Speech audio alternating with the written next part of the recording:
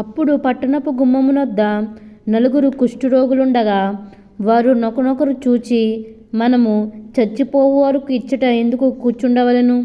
పట్టణములోనికి పోవుదమనుకొంటిమా? పట్టణమందు క్షామమున్నందున అచ్చట చచ్చిపోదుము. ఇచ్చట ఊరక కూర్చున్నను, ఇచ్చటను చచ్చిపోదుము. పదండి, సిరేనుల దండుపేటలోనికి పోవుదము రండి. వారు మనలను బ్రతుకనిచ్చిన బ్రతుకుము, మనలను చంపినా చత్తుము అని చెప్పుకొని సంధ్య చీకటియందు సిరియనుల దండు పేటలోనికి పోవాలని లేచి సిరియనుల దండు వెలుపలి భాగమునొద్దకు రాగా అచ్చట ఎవరనూ కనబడకపోయిరి. అప్పట్లో కుష్ఠరోగులు మనం కొత్త నిబంధనలో చూసినా కుష్ఠరోగుల గురించి మనకు ఉంటుంది. కుష్ఠరోగం వచ్చిన వాళ్ళని పాలు వెలుపులో పాడేశారు. అంటే ఊరు బయట ఉంచేవారు అనమాట. ఊరు సరిహద్దు అంటారు కదా, పొలిమేర. ఆ పొలిమేర దగ్గర కుష్ఠరోగులు ఉంచేవారు. ఎందుకంటే వాళ్ళ ఊర్లోకి వస్తే ఆ కుష్ఠరోగం వీళ్ళకి వస్తుంది అని చెప్పేసి అప్పుడు ఆ కుష్ఠరోగాన్ని వీళ్ళకి అంటించుకోకుండా ఏం చేసేవారంటే కుష్ఠరోగం వస్తే ఆ ఊరు బయటికి తోలేసేవారు వాళ్ళు. అలా తోలేసిన వాళ్ళు ఒక 4 ఆ సోమరోడ్ పట్టణం ఉంది కదా, సోమరోడ్ పట్టణం గోడ లోపల ఇజ్రాయేల్ ప్రజలందరూ ఉన్నారు. గోడ బయట ఈ కుష్ఠవ్యాధులు గల వాళ్ళు ఉన్నారు. కుష్ఠవ్యాధి గల వాళ్ళని వాళ్ళు చంపరు. ఎందుకంటే వాళ్ళు చంపితే వాళ్ళకి ఎక్కడ అంటుకుంటుందని వాళ్ళు చంపలేదన్నమాట. సైన్యం ఉన్న బయట ఉన్న సైన్యం. అప్పుడు ఏమనుకున్నారండి వీళ్ళు, ఒరే మనం కుష్ఠరోగం కాబట్టి మనల్ని ఎవరో చంపడం, మనం లోపలికి వెళ్ళామంటే అక్కడ ఏమీ లేదు కాబట్టి మనం చచ్చిపోతాము.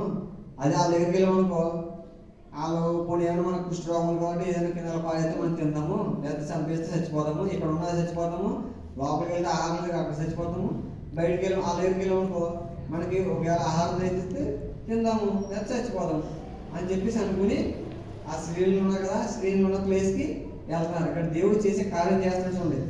ఏమని చెప్పాడు ప్రవక్త, రేపు పొద్దున్న ఈ రోజుకి, రేపు ఈ టైంకి మీకు మామూలుగా అయిపోతుంది, మీకు ఆహారం దొరుకుతుంది, మీకు కొరువు ఉండదు, ఏముండదు అని చెప్పాడు. అది చెప్పడానికి వీళ్ళు చూడడానికి వెళ్తారనమాట. ఎవరు కుష్ఠవ్యాధి గల వాళ్ళు వెళ్తున్నప్పుడు సిరియా దేశం వాళ్ళు ఉన్నారు కదా, వాళ్ళందరూ కాపలా కాసిన దగ్గరికి వెళ్ళారు. వెళ్తే ఇక్కడ ఏం జరిగిందో చూడండి. యెహోవా రథముల ధ్వనియు గుర్రముల ధ్వనియు గొప్ప సమూహము ధ్వనియు సిరియనుల దండునకు వినబడినట్లు చేయగా వారు మన మీదికి వచ్చుటకై ఇజ్రాయేలు రాజు హిత్తీయుల రాజులకును ఐగుప్తుల రాజులకును బత్తెమిచ్చి ఉన్నాడని సిరియనులు ఒకరితోనొకరు చెప్పుకొని లేచి తమ గుడారంలోనైనను గుర్రములనైనను గాడిదలలోనైనను దండుపేటలో నున్న వాటిలోనైనను ఏమీ తీసుకొనకయే తమ ప్రాణము రక్షించుకొనుట చాలుననుకొని సంధ్య చీకటిని ఉన్నట్లుగా పేట విడిచి పారిపోయి ఉండిరి. ఇందాక మనం అనుకున్నాం కదా, 6 అధ్యాయాలు ఏమని, ఎక్కడ అది దోతాను అనే ప్రవేశించినప్పుడు ఒకసారి అక్కడికి వెళ్దాం. కొన్ని నిమిషము 17వ వచనం చదువుతాం చూడు. యెహోవా వీడు చూచినట్లు దయచేసి వీడి కండ్లను తెరవమని ఎలీషా ప్రార్థన చేయగా యెహోవా ఆ పనివాడి కండ్లను తెరచని కనుక వారు ఎలీషా చుట్టూ పర్వతము అగ్ని గుర్రముల చేత రథముల చేతను నిండి ఉంటే చూసింది. ఇందాక చూసాం కదా, ఎలీషా ప్రవక్త దగ్గరికి వెళ్ళినప్పుడు వాళ్ళందరూ చుట్టూ మూసారు కదా. దోతాను అనే ప్రాంతంకి వెళ్ళినప్పుడు ఎలీషా ప్రవక్త చుట్టూ సైన్యం ఊహించినప్పుడు అతను వాళ్ళ శిష్యుడికి ఏం చెప్పాడు, నీ కొలు తెరుస్తాను చూడు, దేవుడు నీ కొలు తెరుస్తాడు, మన చుట్టూ ఎంత సైన్యం ఉందని చెప్పాడు కదా. అగ్ని రథాలతోటి అగ్ని గుర్రాలతోటి అక్కడ సైన్యం ఉంది. ఆ సైన్యం కంటే ఎక్కువ ఉందని చెప్పండి. ఆ సైన్యం ఎక్కడికి వచ్చేసింది? ఇప్పుడు ఈ సోమరోడ్ పట్టణం చుట్టూరు వచ్చేసింది. ఇప్పుడు చదువుతుంటే ఏముంది ఇక్కడ చూడండి. 6వ వచనం, యెహోవా రథముల ధ్వనియు గుర్రముల ధ్వనియు గొప్ప సమూహము ధ్వనియు సిరియనుల దండులకు వినబడినట్లు చేయగా ఆ దండు అంతా ఒకసారి కలిసి వస్తుందన్నమాట. ఒకేసారి కొన్ని వేల గుర్రాలు కొన్ని వేల రథాలు పరిగెట్టుకుంటూ వస్తాయి. ఎంత సౌండ్ వస్తుంది, ఆ సౌండ్ వీళ్ళకి వినిపిస్తుంది.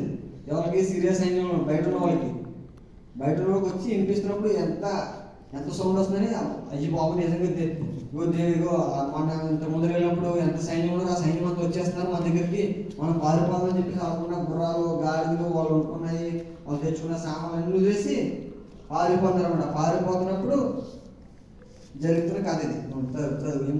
చదువు. కాబట్టి ఆ కుష్ఠరోగులు దండుపేట వెలుపటి భాగమునకు వచ్చి ఒక గుడారము జొచ్చి భోజన పానములు చేసి అచ్చటి నుండి వెండి బంగారములను బట్టలను ఎత్తుకుని పోయి దాచిపెట్టి తిరిగి వచ్చి మరి ఒక గుడారము జొచ్చి అచ్చటి నుండి సొమ్ము ఎత్తుకొని పోయి దాచిపెట్టిరి. ఇక్కడ చూడండి, కుష్ఠరోగులు దండుపేట వెళ్ళిపడి భాగం వద్దకు వచ్చి ఒక గుడారంలోకి వచ్చి ఒక ఇంట్లో ఒక టెంట్లోకి వెళ్ళారు. టెంట్లోకి వెళ్ళి భోజనములు ఉన్నాయి. అక్కడ భోజనం చేసి అన్నం వండుకున్నారు. అన్నం వండుకున్నాయి. అక్కడ వెండి బంగారములు బట్టలను ఎత్తుకుని పోయి దాచిపెట్టి, అంటే వాళ్ళ బట్టలు కూడా తెచ్చుకుని ఉన్నారు. అక్కడ నివాసం ఉన్నారు కొన్ని రోజులు. అంటే కొన్ని రోజులు వాళ్ళకి లోపల కొరువు వచ్చిందంటే అక్కడ ఎన్ని రోజులు ఉన్నారో నెలలు ఉన్నారో తెలియదు. చూడండి, వాళ్ళు బట్టలు తెచ్చుకున్నారు, భోజనాలు వండుకున్నారు. అంతమంది అంతలా ఉన్నారంటే వాళ్ళు ఎన్ని రోజులు ఉన్నారు అక్కడ, అంతలా తెచ్చేసుకుని ఉన్నారు. వాళ్ళు అవన్నీలో వచ్చేసి భోజనం చేసి మళ్ళీ ఇంకో అక్కడ భోజనం చేసి అక్కడ బంగారం మంది తీసుకొని దాచుకున్నారంట. దాచుకున్నప్పుడు ఒకడు అన్నాడు, అందులో ఒకడు అన్నాడు, ఏమన్నాడు చూడండి, తిరిగి వచ్చి మరి ఒక గుడారంలోకి వచ్చి అతడి నుండి సొమ్ము ఎత్తుకొని పోయి దాచిపెట్టేది. వారు మనం చేయనిది మంచి పని కాదు. ఆ నలుగురు కుష్ఠరోగులు ఏమనుకున్నారంట, అరే మనం తినేందులో మనం మనకి మంచి పని కాదు, ఇది మన బుద్ధి మంచి బుద్ధి కాదు చూడండి అని, నేటి దినము శుభవర్తమానము గల దినము, ఎందుకంటే వీళ్ళందరూ వెళ్ళిపోయారు కదా, అది మనం అలా చెప్పాలి లోపల వాళ్ళకి అని చెప్పి మనం ఊరుకొనలేదా. తెల్లవారు వరకు మనం ఉండిన ఎడలా ఏదైనా ఒక అపాయం మనకు సంభవించిన కనుక మనం వెళ్ళి రాజు ఇంటి వారితో ఈ సంగతి తెలియజెప్పుదామని ఒకరితో ఒకరు చెప్పుకున్నది. మనం వెళ్ళిపోయి మన ప్రజలు ఉన్నారు కదా లోపల కోట, మన ఊరు లోపల ఉన్నారు కదా, ఆ ఊరు లోపల ఉన్న ప్రజలకు చెప్దాం రండి అని చెప్పేసి వెళ్తాగే సిద్ధపడతాం అనమాట. అప్పుడు ఏం చెప్తాను చూడండి, వచ్చి 10వ వచనం, పట్టణపు ద్వారపాలకు పిలిచి, మేము సిరియల దండుపేటలో పోతుంది, అతను ఏ మనిషి కనబడలేదు, మనిషి చప్పుడైన లేదు, కట్టబడిన గుర్రములను కట్టబడిన గాజులు ఉన్నవి కానీ గుడారముల దగ్గర ఎవడనూ లేదని వారు చెప్పారు. మీరు చెప్పారు కదా.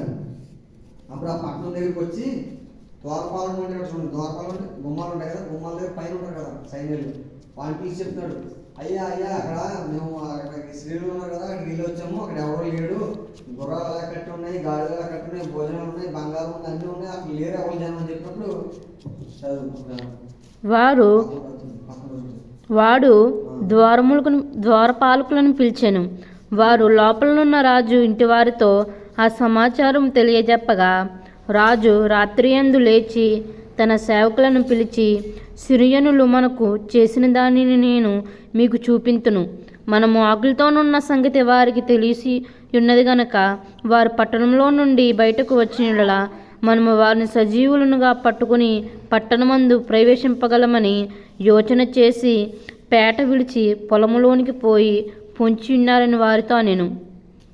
అప్పుడు అతని సేవకుల్లో ఒకడు ఇలాగూ మనవి చేసెను, ఇంతకుముందు ఇజ్రాయేలు వారులలో బహుమంది మనుషులు లయమైపోయారు కదా, ఇక ఈ 5గురు లయమైపోవుట అబ్బురమా? నీకు అనుకూలమైన ఎడల పట్టణమందు మిగిలి ఉన్న రౌతులలో 5గురిని తీసుకుని పోనిమ్ము, మనము వారిని పంపి చూచెదమని చెప్పెను. వాళ్ళు వచ్చి చెప్తే ద్వారపాలకుడు అంటే గేట్ కడ వాచ్మెన్ ఉంటారు కదా, వాచ్మెన్ వచ్చి రాజుతో చెప్తున్నాడు, రాజా అక్కడ ఎవరు లేరంట, బయట ఉన్న కుష్ఠరోగులు చెప్తున్నారు, వాళ్ళు వెళ్ళి భోజనం చేశారంట, బట్టలు తీసుకున్నారంట, బంగారం తీసుకున్నారు, ఇవన్నీ తీసుకున్నారు, అక్కడ గాడులు ఉన్నాయి, ఆ ఇద్దరు ఉన్నాయి, ఇంకా గుర్రాలు ఉన్నాయి, కానీ మనుషులు ఎవరు లేదు, సైన్యం మంది వెళ్ళిపోయారని చెప్తే వాచ్మెన్ వచ్చి చెప్తే రాజు నమ్మలేదు. ఇగో మనం ఇప్పుడు ఆకలితో ఉన్నాం కాబట్టి ఇక్కడ లేమని వాళ్ళు పొలంలోకి వెళ్ళి దాక్కున్నారు, దూరంగా చెట్ల మధ్యలో దాక్కున్నారు, మనం బయటకు వస్తామని చెప్పేసి అని చెప్పి చెప్తున్నప్పుడు అక్కడ ఉన్నవాడు ఒక అప్పుడు ఏమంటాడంటే, రాజా ఇంతమంది మనం లోపల ఇంతమంది ఉండి చచ్చిపోవడానికి సిద్ధంగా ఉన్నాం కదా, ఇంకొక 5 చచ్చిపోతే మనకి ఏమైనా పోతుందా, ఒక 5 గుర్రాలు వేసి పంపిద్దాం, బయటికి పంపించి చూసిరమ్మని చెప్పి అని చెప్తున్నాడు అనమాట. అప్పుడు చెప్తున్నాడు, వారు జోడు రథములను వాటి గుర్రములను తీసుకొనగా సిరియనుల సైన్యముల వెనుక పోయి చూచిరండని రాజవారికి సెలవిచ్చి పంపెను. కాబట్టి వారి వెనుక యొర్దాను నది వరకు పోయి, సిరియనులు తొందరగా పోవచ్చు, పోయినంత లెక్క పారవేసిన వస్త్రములను సామాన్లను చూచి ఆ దూతలు తిరిగి వచ్చి రాజుతో సంగతి తెలియజెప్పగా, జనులు బయలుదేరి సిరియనుల దండుపేటను దోచుకునిరి. కాబట్టి యెహోవా మాట చొప్పున రూపాయి 1 1 మాణిక సన్నని పిండియు 2 మాణికల యవలును అమ్మబడెను. ఎవని చేతి మీద చెప్తున్నాడు చూడండి, ఏమని చెప్తున్నాడు. అప్పుడు రాజు పంపించారన్నమాట, 2 రథాలు వేసి పంపించారన్నమాట, ఎవరిని మీరు వెళ్ళి చూసారని చెప్పినప్పుడు ఆ సైన్యానికి వాళ్ళు సిరియా సైన్యం పారిపోతున్నారు, ఇంకా యోర్దాన్ నది దగ్గర పారిపోతున్నారు. ఎందుకంటే వాళ్ళు సౌండ్ వినిపిస్తుంది వెనకాల. దేవుడు ఇంకా తోడుతూనే ఉన్నమాట. మనుషులు కనిపించట్లేదు, రథాలు కనిపించలేదు, గుర్రం కనిపిస్తుంది, ఏం కనిపించట్లేదు. కానీ ఆ సౌండ్ వినిపిస్తా ఉంది వాళ్ళకి. పరిగెట్టుకుంటూ వస్తున్నాడు, గుర్రం వెనక పరిగెట్టుస్తున్నాడు. ఇంకా ఆ సైన్యం అలాగే ఎక్కడుంటే అక్కడ అలా పారిపోతున్నారు. ఇంకా అలా పారిపోతా అన్ని దారులు అన్ని వదులుకుంటూ పోతున్నప్పుడు అప్పుడు చూసినప్పుడు జరిగింది. ఇది జరిగినప్పుడు ఏం చెప్తున్నాడు అప్పుడు వాళ్ళందరూ ఇప్పుడు వెళ్ళిపోయిన తర్వాత వీళ్ళందరూ బయటకు వచ్చేసారు. ఇంకా ఆ పట్టణం నుంచి బయటకు వచ్చేసి అక్కడ ఎక్కడైతే దాచుకుని ఉన్నారో బంగారం అన్నాలు ఇవన్నీ దాచుకుని ఉన్నారో అవన్నీ తీసుకుని వచ్చేసినప్పుడు అప్పుడు మళ్ళీ అవన్నీ తీసుకొచ్చి లోపల అమ్ముతున్నారు అనమాట. ఏమని చెప్తున్నాడు, ₹1 1 కేజీ బియ్యం, ₹1 2 కేజీలు కూరగాయలు అమ్మేస్తున్నారు. చెప్తున్నాడు, అదే చెప్తున్నాడు ఇక్కడ. ఎవని చేతి మీద రాజు అనుకుని ఉండెను. జనులు బయలుదేరి సిరియనుల దండపేటను దోచుకునిరి. కాబట్టి యెహోవా మాట చొప్పున రూపాయి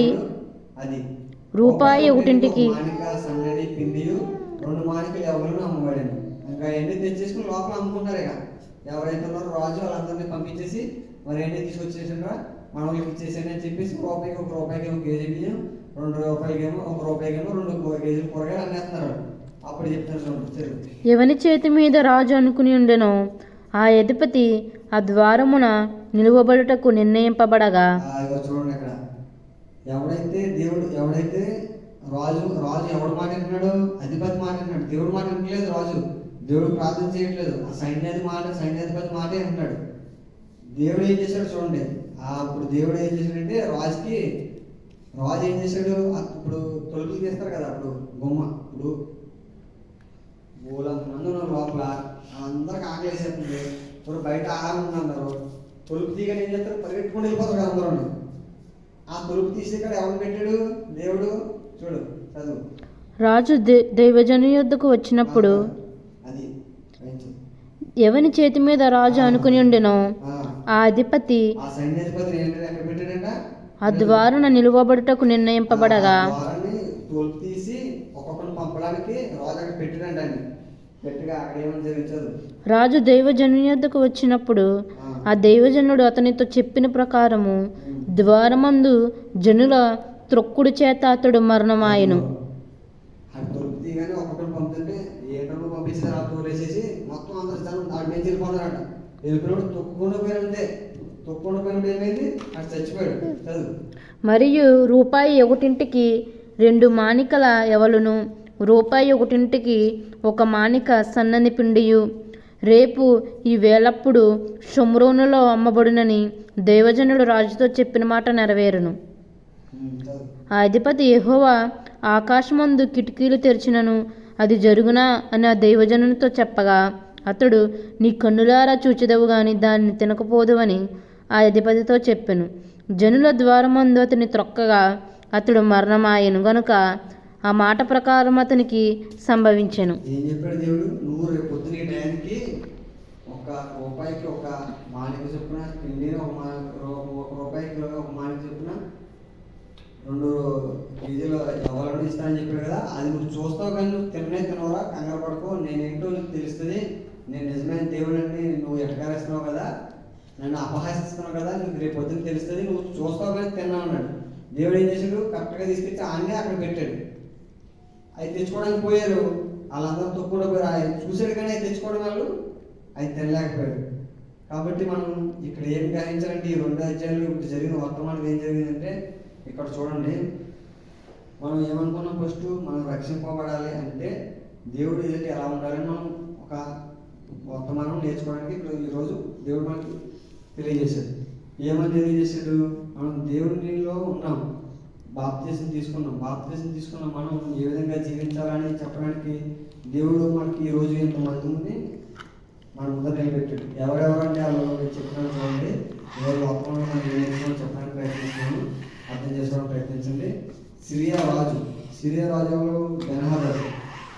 ఇంకొక డైవిజన్ ఉన్నాడు. ఎవరు, ఇజ్రాయేల్ రాజుకి ఒక డైవిజన్ ఉన్నాడు. అతని పేరు ఎలీషా. అలాగే ఇజ్రాయేల్ రాజు ఉన్నాడు. ఇజ్రాయేల్ రాజు యెహోరాము. వీళ్ళ మధ్యలో జరుగుతున్న సంభాషణ అంతా ఈ 2 అధ్యాయాలు జరిగిందన్నమాట. ఎవరు, సిరియా రాజు బెన్హదదు, అలాగే ఇజ్రాయేల్ ప్రవక్త అయినటువంటి ఎలీసా, అలాగే ఇజ్రాయేల్ రాజు అయినటువంటి యెహోరాము. ఈ ముగ్గురు మధ్యలో జరుగుతున్న సంభాషణ అనేది ఈ 2 అధ్యాయాలు మనం తెలియజేసుకున్నాం. మనం ఈ రోజు ఏం చేసాం? ఫస్ట్ దోత అనే ప్రాంతంలో ఎలీసా ప్రవక్తనుడు, ఆ ప్రవక్తను తీసుకురావడానికి వీళ్ళందరూ సైన్యాన్ని మోహరించినప్పుడు ఆ సైన్యం కొల్లు గుడ్డు కలిగించేలాగా యెహోవాకు ప్రార్థన చేసినప్పుడు ఎలీసా వాళ్ళందరినీ తీసుకెళ్ళి ఆ రాజ్యంలో తీసుకెళ్ళిపోయాడు. ఎక్కడికి తీసుకెళ్ళిపోయాడు? సోమ్రోను పట్టణానికి తీసుకెళ్ళిపోయాడు. అక్కడ తీసుకెళ్ళిపోయిన తర్వాత వాళ్ళకి అతిథి మర్యాదలు చేసి భోజనం చేసి పంపించినప్పుడు వాళ్ళు గమనించారన్నమాట, దేవుడు ప్రజలంటే ఇట్లా ఉంటారా అని ఆ సిరియా సైన్యం అంతటి భయపడ్డారండి. ఇప్పుడు మనం ఆ దేశానికి వెళ్ళొద్దని చెప్పినా మళ్ళీ ఆ రాజు ఏం చేశాడు? సిరియన్ రాజు, ఏంటో మీరు చెప్పేది, మీరు ఇంతకుముందు వెళ్ళకపోతే మీరు ధైర్యం లేదు, మీరు భయపడిపోయారు కాబట్టి నేనే వస్తాను, నాతో పాటు మీరు రండి, ఈ స్వరాలు ఏం చేస్తారని చెప్పేసి ఆ సోమ్రోను పట్టణం చుట్టూ వాళ్ళందరూ కాపలా కాసినప్పుడు కొన్ని రోజులు ఉన్నారో కొన్ని నెలలు ఉన్నారో మనకు తెలియదు. అక్కడ ఏమైంది? అలా వంట వండుకున్నట్టు ఉంది, గాడిలో గుర్రాలు తెచ్చుకున్నట్టు ఉంది, బంగారం తెచ్చుకున్నట్టు ఉంది, బట్టలు తెచ్చుకున్నట్టు ఉంది. మనం ఏదైనా ఊరు వెళ్ళినప్పుడు ఏం చేస్తాము? కొన్ని రోజులు ఉంటాకి బట్టలు తెచ్చుకుంటాము, ఆహార పదార్థాలు తెచ్చుకుంటాము, బంగారం తెచ్చుకుంటాము. ఏదైనా ఊరు మన బండి మీద వెళ్తే బండి వేసుకుని వెళ్తాము. కాబట్టి ఎవరైనా కొన్ని రోజులు ఉండడానికి ఒక ప్లేస్కి వెళ్తాకి ఏమి తెచ్చుకుంటారు. కాబట్టి వీళ్ళందరూ ఆ రాజ్యాన్ని ముట్టడించడానికి కొన్ని రోజులు మనకు పడుతుంది. వాళ్ళు లోపల చచ్చిపోవాలి, లేకపోతే మన దగ్గర వచ్చి చచ్చిపోవాలని చెప్పేసి ఆ సిరియా రాజు అనుకున్నాడు. కాబట్టి ఆ దేశం చుట్టూ కొన్ని రోజులు ఉన్నారో కొన్ని నెలలు ఉన్నారో తెలియదు, కానీ అన్ని సామాగ్రి తెచ్చుకుని అక్కడ ఉన్నారు, కాపురం ఉన్నారు కొన్ని రోజులు. అప్పుడు కరువు వచ్చింది. కరువు వచ్చినప్పుడు ఆ ఊరిలో కరువు ఎంత కరువు వచ్చిందంటే వాళ్ళ పిల్లలు వాళ్ళే ఊరికి తినేంతగా కరువు వచ్చింది. కాబట్టి వాళ్ళు ఇంకా ఆ పిల్లల్ని వాళ్ళు చంపుకొని తినేశారు. ఆ గొడవ వచ్చి రాజు చెప్పినప్పుడు రాజు ఆ ఎలీసా ప్రవక్తను చంపేద్దామని ఆలోచించాడు. రేపు పొద్దున ఈ రోజుకి నీ తల మీద మేడ మీద తల ఎగరని చెప్పడానికి వచ్చినప్పుడు ఆ ప్రవక్త ఏం చెప్తున్నాడంటే, రేపు పొద్దున ఈ రోజుకి మళ్ళీ పరిస్థితులన్నీ మామూలు అయిపోతాయి దేవుడు నాతో చెప్పినప్పుడు. ఆ రాజు కింద ఉన్నటువంటి సైన్యాధిపతి ఏమని చెప్పాడంటే, దేవుడు ఆకాశంలో కిటికీలు అనేది తెరిచినా, లేకపోతే ఆకాశం ద్వారాలు తెరిచినా, అంత ఆహారం భూమి మీదకి వచ్చినా అది జరగదు అని చెప్పి ఆ ప్రవక్త ఎటకారం చేసినప్పుడు ఆ ప్రవక్త ఏమన్నాడంటే, మరి నువ్వు ఇంత ఎటకారం చేస్తున్నావు కాబట్టి నువ్వు సైన్యాధిపతి వేయండి, రాజుకి మంచి సలహాలు ఇవ్వకుండా చెడ్డ సలహాలు ఇస్తున్నావు కాబట్టి రేపు పొద్దున ఈ టైంకి కరువు అనేది ఉండదు, మన దేశం ఇప్పటిలాగే ఉంటుంది, అందరూ మంచిగా ఆహారం తింటారు, మంచిగా అందరు పిల్లలతోటి భార్య భర్తలతోటి అందరూ ఉంటారు, అందరూ బయటకు వెళ్ళి వేరే ఊరికి వెళ్ళి తిరిగి వస్తారు. కానీ నువ్వు మాత్రం అది చూస్తావు, నువ్వు అది తినవు అని చెప్పాడనమాట. అది చెప్పిన తర్వాత అక్కడ ఏమున్నారు? ఒక 4 కుష్టి రోగులు ఉన్నారు.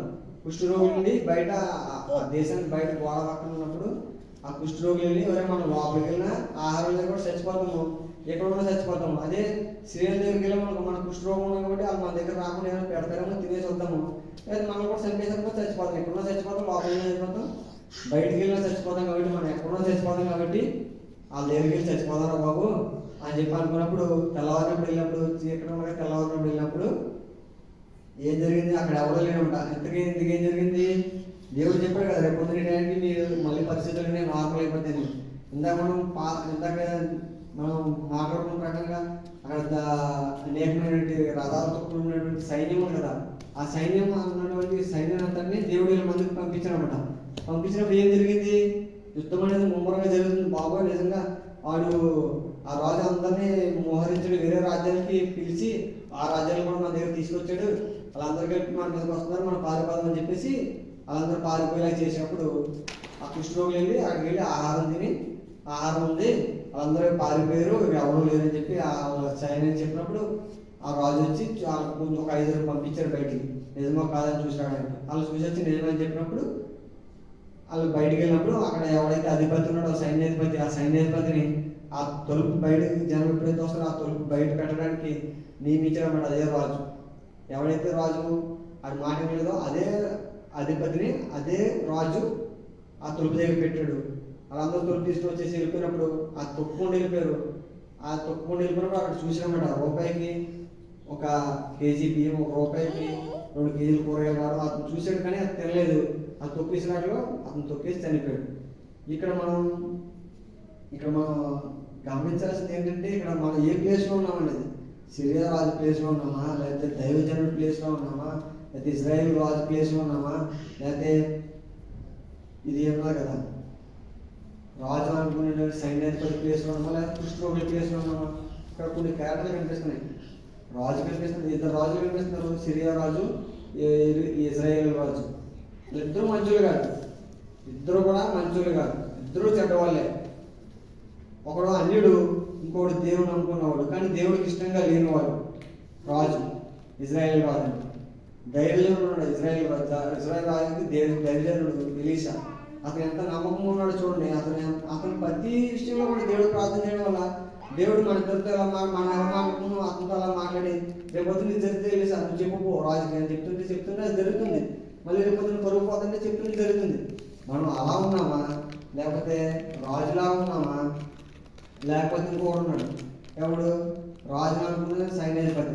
దేవుడు రేపొద్దు చెత్తకి ఎక్కిరిస్తున్నామా, మన దేవశాంకుడు నీకు ఇలా జరుగుతుంది అని దేవుడు ప్రార్థన చేస్తాను, మీకు ఏం కాదు, కష్టం రాదు, మీకు నష్టం రాదు, మీకు ఇబ్బందులు ఉన్నా మన అందరూ కలిపి ప్రార్థన చేస్తున్నాం దైవజనం చెప్తున్నప్పుడు ఊరుకో దైవజనం చెప్తే మనం నమ్మాలా అని మనం దైవజన్ని మన పాస్టర్ గారిని ఎక్కిరించేలా ఉన్నామా?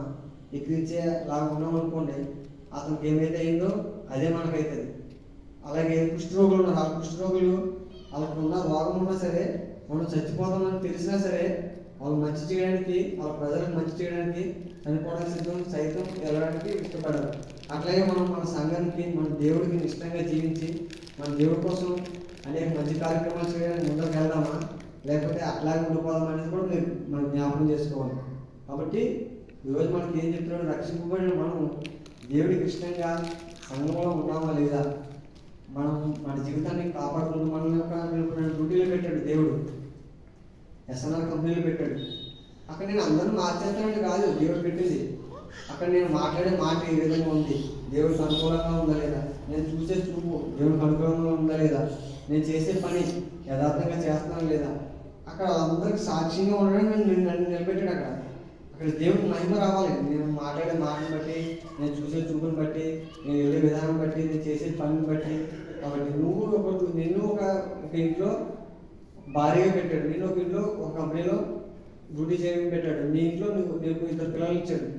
ఆ పిల్లల దగ్గర నువ్వు ఎలా ఉన్నావు, సంఘానికి వచ్చేటప్పుడు ఎట్లా ఉన్నావు, సంఘంలో ఎలా ఉన్నావు, బయటికి వెళ్ళినప్పుడు ఎలా ఉన్నావు, అదే మనకి దేవుడు చెప్తున్నాడు. ఈరోజు రక్షణను కాపాడుకోకపోతే ఆ అధిపతి జరిగినట్టే జరుగుతుంది. మనం దేవుని ఎక్కిరించుకుంటాం, దేవుని నమ్ముకున్నాం కరెక్టే. రాజులాగా ఇజ్రాయేల్ మీద రాజుగా నిర్మించిన దేవుడిని నమ్ముకోలేకపోయాడు, దేవుడికి ఇష్టానుసారంగా ఉండలేకపోయాడు. దేవుడి గురించి చెప్తుంటే దేవుడికి ఇష్టానుసారంగా జీవించకపోగా దేవుడు ఎవరైతే చెప్తున్నారో వాళ్ళే చంపేద్దామని ఆలోచించాడు. అట్లాగే మనకి ఎవరైతే దేవుడి గురించి చెప్తున్నారో వాళ్ళు మన ఎదురుకేస్తున్న వాళ్ళైతే మన ఆ కుష్ఠరోగుల్లాగా, ఆ ప్రవక్తలాగా ఉండి సంఘానికి మంచి చేస్తూ, సంఘంలో ఉన్న అందరి గురించి మంచిగా ఆలోచిస్తూ, ఇంకా అనేక మందికి సాక్ష్యంగా జీవించడానికి, మనం ఎక్కడైతే పనిచేస్తున్నా వాళ్ళందరి గురించి ప్రార్థన చేసి ఇంకా మారు మనసు పొందడానికి, వాళ్ళందరికీ చెప్పడానికి మనం ప్రయత్నిస్తాం లేదనేది దేవుడు ఈరోజు చూస్తాడు. మనం ఇద్దరు ముగ్గురుగా ఉన్నాం. మన ఇద్దరు ముగ్గురితోనే దేవుడు చాలా స్పష్టంగా మాట్లాడుతున్నాడు. ఆ ముగ్గురు మనమే చెప్పట్లేదేమో, మనమే చేయట్లేదేమో, మనమే అలా ఉండట్లేదేమో. ఒకవేళ మనం అలా ఉన్నామేమో, ఇంకా ఇంకా మంచిగా ఉండడానికి, చేయడానికి చెప్పండి అని మనకి వర్తమానం చెప్తున్నాడేమో. మనకే తెలుస్తుంది. నా గురించి నాకే తెలుస్తుంది, నీ గురించి నీకే తెలుస్తుంది, నీ గురించి నీకే తెలుస్తుంది. కాబట్టి మనమే సద్విమర్శ చేసుకుందాం. మనం ఆ విధంగా ఉన్నామా లేదా అనేది దేవుడి ఎదుట. ఆ విధంగా ఉన్నామనుకోండి, మనం రక్షణ కాపాడుకుని వాళ్ళందరూ ఏ విధంగా అయితే సంతోషంగా జీవించారో అట్లాగే మనం దేవుడి దగ్గరికి మళ్ళీ ఆయన రెండో రాకడ వచ్చినప్పుడు సంతోషంగా ఆయనతో పాటు వెళ్ళడానికి, పరలోక రాజ్యంలో నిత్యం జీవించడానికి మనకు అవకాశం కలుగుతుంది. ఎలాగైతే అలాగా లేకుండా అధిపతిలా ఉన్నాం అనుకోండి, అలాగే సాతానుతో పాటు మనం ఆ నిత్య నరకాగ్నిలోకి వెళ్ళిపోవడానికి మనమే గోచుకోకొని మన సమాజంలో మనమే వెళ్ళిపోవాల్సి వస్తుంది. తర్వాత నిత్యం నరకంలో వేదంలో బాధపడుతూ ఉండాల్సి. తర్వాత మనం ఎన్ని ప్రార్థనలు చేసినా ఆ లాజరు ధనవంతుడి కథలాగా మన జీవితం అయిపోతుంది. లాజరులాగా అందరూ హ్యాపీగా ఉంటారు. దేవుని అనుకుని దేవుడికి ఇష్టంగా జీవించిన వాళ్ళు. ఎవరైతే ఇష్టంగా జీవించకుండా దేవుడికి దూషిస్తూ బతికారో వాళ్ళ ధనవంతుల్లాగా నరకంలో ఉండి ఇప్పుడు వేదపడతాము.